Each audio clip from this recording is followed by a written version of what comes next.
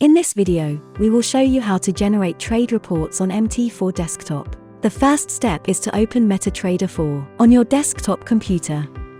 Now click the Account History tab at the bottom of the terminal screen. Right-click anywhere inside the Account History area. Choose either All History, Last 3 months, Last month, or Custom Period.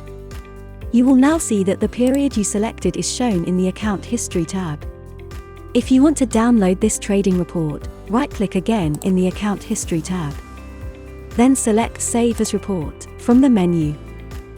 Select your desired file destination and name the report in a way that will make it unique. For the purposes of this video, we will save it to desktop and use today's date.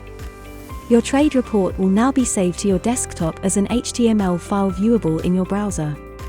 The report will display all trades executed on the account for the period you selected. And that's it.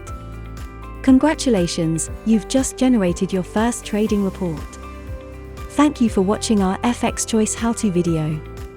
Be sure to check out our other videos on the FXChoice YouTube channel.